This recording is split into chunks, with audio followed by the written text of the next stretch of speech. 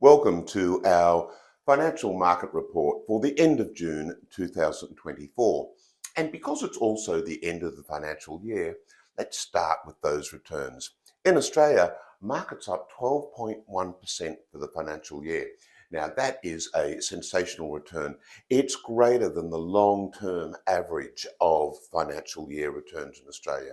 And if we look at international markets, they're up near 20%, which is way higher than the long-term average of their financial year returns. But any road to get to your long-term return comes with a lot of bumps along the way. And you can see in the diagram here, we're showing the daily returns of the ASX 200, the Australian market, and the S&P 500, the US market. And you can certainly see it hasn't been a smooth ride to get to those returns. Earlier in the financial year, back in July and August last year, markets were really struggling under the weight of rising interest rates and slowing economy. But then it all seemed to come good at the end of the year when central banks announced that they were done with raising rates. And you can see there the market's on quite a tear right up until the end of March. Now, at that point, there's a little bit of a dislocation between Australia and the US. The Australian market seems to be flatlining, or it's in a bit of a holding pattern, waiting for the economic skies to clear. On the other hand, the US market seems to keep rolling along. So we'll talk about that a little bit more in a moment.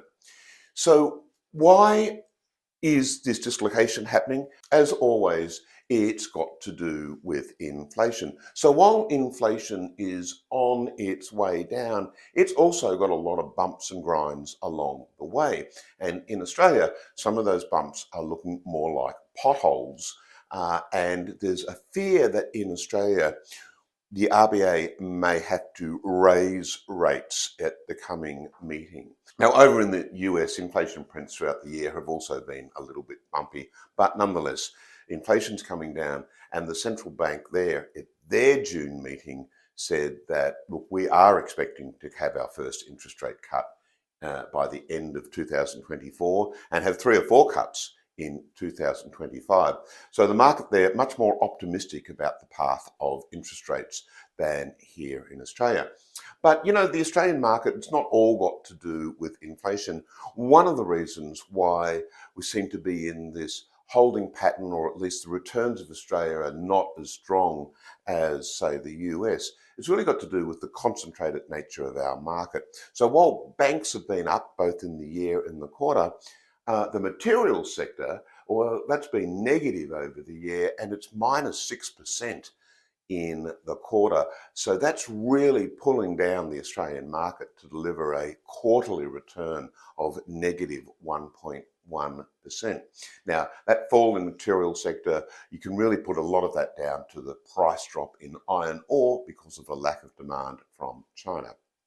But we're not the only market that appears to be in a holding pattern or having a bit of a tough time in this quarter. When I look at other markets around the world, you'll see quite similar behavior, except for the US, in that quite good 12-month returns, but flat or negative returns for the quarter. Now, mention that the US seems to be the outlier. It seems to be doing way better than other markets, and it is, but it's not the overall US market. It comes down to a couple of very specific stocks. And they're the high-tech stocks you've heard about, but people talk about the Magnificent Seven. Yeah, forget that. It's like 3. It's actually 1.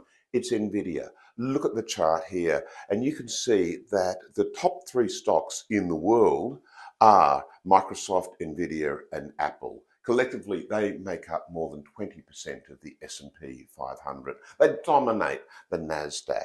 But you can see out of those, NVIDIA is just shooting the lights out. So not only is it leaving its peers in the NASDAQ behind, it's leaving everything else in its way. Now, while the incredible price growth in NVIDIA, it's also come with earnings growth. So that's generally good. So it's not like this is in a bubble. But I think that where market is feeling a little bit cautious about NVIDIA, and we certainly saw wobbles in that stock at the end of June, it's really coming down to, has the market pricing in all the economic benefits of AI in the future, or are we overhyping that a little bit? We don't know. History will tell us later on. So, in the end, to wrap up, it's been an excellent 12 months period and an excellent financial year return for investors, particularly if you're on a diversified portfolio of Australian and international shares. The quarter, a little bit more muted, both in Australia and other markets around the world. It's really got to do with differing expectations around inflation and economic data.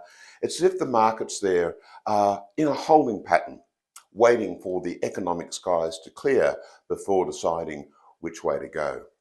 I'm Steve Garth. Thank you.